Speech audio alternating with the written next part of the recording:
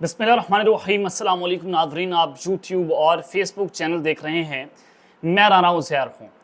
नाज़रीन, आज इमरान खान की सुप्रीम कोर्ट ऑफ पाकिस्तान में पेशी और आज भी इमरान खान बाज नहीं आए और उन्होंने एक कर्नल साहब का जिक्र कर दिया कि पूरे अडाला जेल को एक कर्नल साहब जो है वो कंट्रोल कर रहे हैं। और आज भी वो गरजे बरसे, लेकिन सूरत हाल बड़ी ख़तरनाक होती चली जा रही है। पाकिस्तान का सियासी मंजरनामा, और इस मंजरनामे में अब तक का सबसे खौफनाक तरीन मोड़ सामने आ चुका है और ये लड़ाई अपने हतमी मरहले में दाखिल होती चली जा रही है। और ये लड़ाई किसके माबैन है? आप बेहतर तौर पर जानते हैं कि इमरान खान और मिलिट्री एस्टैब्लिशमेंट इस वक्त एक दूसरे के आमने सामने है और जलती पर पेट्रोल फेंका गया, खुली जंग का ऐलान हो चुका है। जनाब, आज इमरान खान को उल्टा लटकाने के लिए, यानी कि आर्टिकल 6 बगावत का मुकदमा, उसका पहला कदम उठा लिया गया है। ये बहुत बड़ी खबर है कि आज फॉर्मेशन कमांडर्स कॉन्फ्रेंस होती है, उसका लामिया जारी होता है और फिर दूसरी जानिब फौरी तौर पर इमरान खान को उल्टा लटकाने की तैयारियां और हुक्म जारी हो चुका है। ये मामला और माजरा क्या है, किस केस में इमरान खान को, और ये बड़ा खौफनाक तरीन केस है। इसकी तमाम तर डिटेल्स आपको आज के इस व्लॉग में आप बताऊंगा कि होने क्या जा रहा है। और फिर दूसरी जानिब पाकिस्तान तहरीके इंसाफ पर भी पाबंदी लगाने के अहकामात जारी हो जाएंगे। यह भी एक बहुत बड़ी खबर है। इस हवाले से कुछ इंपॉर्टेंट डिटेल्स हैं आपके सामने रखूंगा। और तीसरी खबर पर आज हमने जनाब बात करनी है कि न सिर्फ इमरान खान बल्कि प्रो इमरान जज और जर्नैल, इनको भी नहीं छोड़ा जाएगा। कौन कौन से जजेस की बात हो रही है, कौन कौन से जर्नैल हैं, ये जनाब GHQ से एक बहुत बड़ी खबर है। ये तमाम तर खबरें आपके सामने आज के इस व्लॉग में रखूंगा। लेकिन अगर आपने चैनल को सब्सक्राइब नहीं किया, चैनल को सब्सक्राइब कर लें, बेल आइकन को दबा दें। आने वाली तमाम तर अपडेट्स आपकी खदमत में बर वक्त पेश होती रहें। नाज़रीन, मुल्क का चीफ एग्जीक्यूटिव, मुल्क के वज़ीर आज़म मियां शहबाज शरीफ जो हैं वो जनाब उठते हैं और इन्होंने एक पूरे प्लान के तहत अदलिया पर हमलावर होना शुरू हो चुके हैं।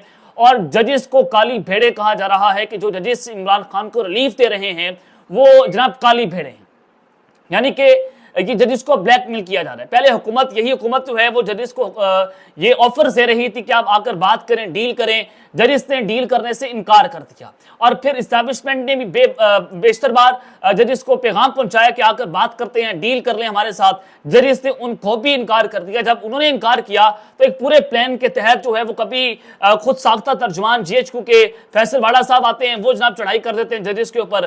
कभी मुस्तफा कमाल के जरिए प्रेस कॉन्फ्रेंसेस हुई, कभी कामरान टेसोरी आते हैं, अता तरट से प्रेस कॉन्फ्रेंसेस हुई। अब मियां शहबाज शरीफ साहब, जब सारे कार्ड जो इनके जब नाकाम हुए तो मियां शहबाज शरीफ को यहाँ पर उतरना पड़ा है। अब वो भी नाकाम हो गया। आज जस्टिस अतर मिनल्ला साहब ने बड़े अहम तरीन रिमार्क्स किए और वो अटॉर्नी जनरल से मुकालमा करते हैं। उन्होंने कहा कि हम काली भेड़े नहीं हैं, हम जनाब बम्बल भी हैं। वज़ीर आज़म शहबाज शरीफ कह रहे हैं कि अदलिया में काली भेड़े हैं, अगर ऐसा है तो उन्हें कहें कि वो उनके खिलाफ रेफरेंस लेकर आए। जस्टिस अतर मिनल्ला साहब वो जनाब उन्होंने यहाँ पर रिमार्क्स दिए।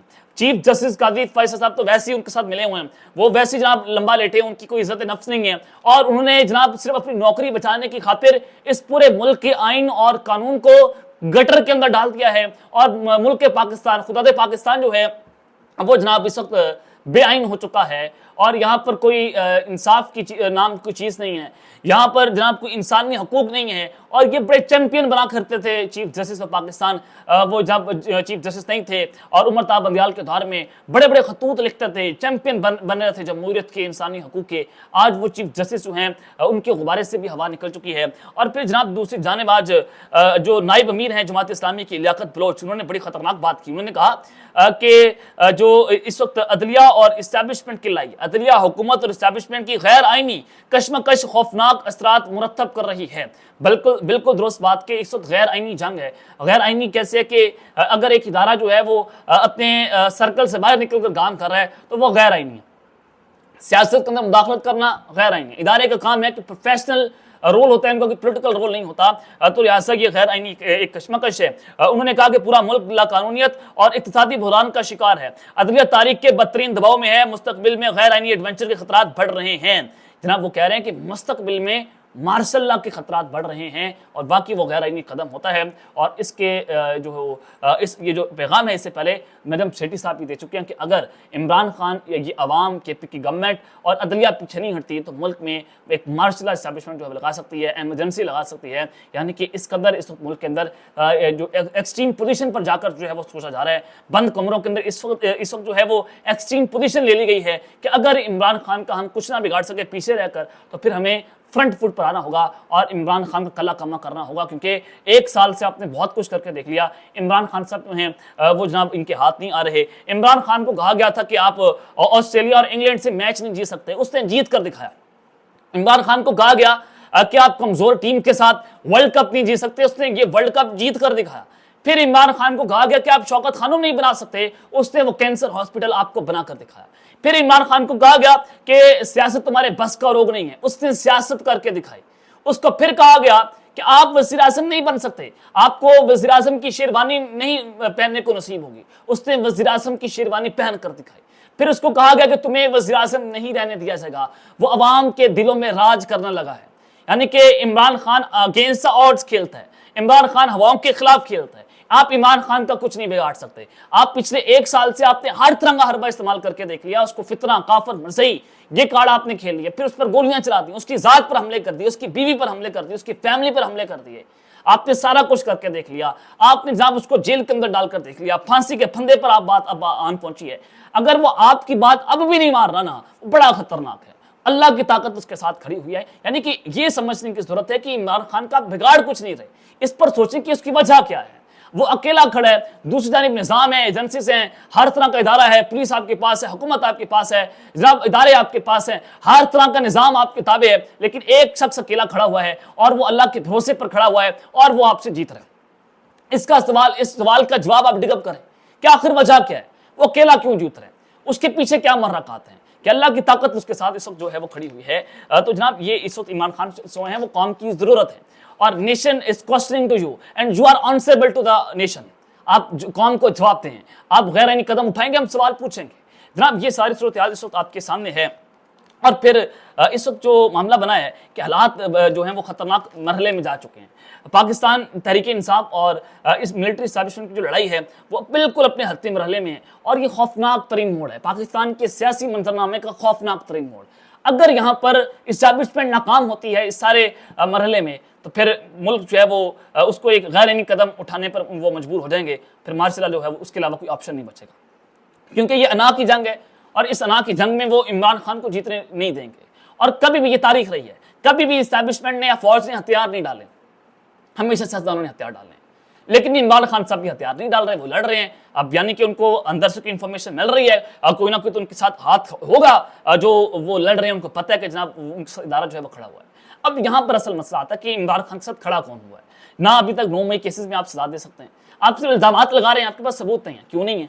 इसकी एक बहुत बड़ी वजह है, क्योंकि आपके अपने लोग इसके अंदर मुलविस थे। तो जनाब पाकिस्तान की सियासी मंजरनामे में जब जो खौफनाक मोड़ आया है, इमरान खान साहब को उल्टा लटकाने की तैयारी, अब फांसी का फंदा। यानी कि ये मामला क्या कि फांसी क्यों देनी है, मैं आपको पूरी एक मंजरनामा आज के इस व्लॉग में समझा देता हूँ। जनाब आपने वो जियो न्यूज़ के प्रोग्राम में बैठ कर जनाब एक सहाफ़ी साहब ने बात की, शायद उनका नाम जो है मेरे ज़हन से निकल गया, आज़ाद सैयद ने इंकशाफ किया कि अगर इमरान खान पीछे नहीं हटते तो तारीख ज़्यादा दूर नहीं है। अगर आप जरा जाए ना पीछे, सुइयाँ पीछे अपनी थोड़ी घुमाएं और थोड़े 20-25 साल, 30 साल, 35 साल पीछे जाएं, आपको पता चलेगा कि जुल्फ़िकार अली भुट्टो को जाली कत्ल केस में जो है वो आपने हमारी अदलिया ने फांसी दे दी थी, जुडिशियल मर्डर उसका हुआ था। तो उन्होंने कहा कि अगर इमरान खान पीछे नहीं हटेगा तो उसका भी वही हाल हो जाएगा जो जुल्फ़िकार अली भुट्टो का हुआ था। अब इमरान खान को मैसेज तो कन्वे कर दिया गया, इमरान खान पीछे नहीं हट रहे। आज भी उन्होंने बात कर दी, वो बार बार कह रहे हैं। जनाब अगर आप ये सारी सूरत को डॉट से डॉट कनेक्ट करें कि आज फॉर्मेशन कमांडर्स कॉन्फ्रेंस हुई। फॉर्मेशन कमांडर्स कॉन्फ्रेंस क्यों हुई थी, मैंने आपको बताया था कि इमरान खान ने जो जनरल जायजा और फिर जो शेख मुजीब के बारे में ट्वीट की हैं, उसके बाद जेएचक्यू में बड़ा गम गुस्सा है और उस गम गुस्सों को लेकर आज फॉर्मेशन कमांडर्स कॉन्फ्रेंस 2 रोज़ा और कल कोर कमांडर्स कॉन्फ्रेंस होगी।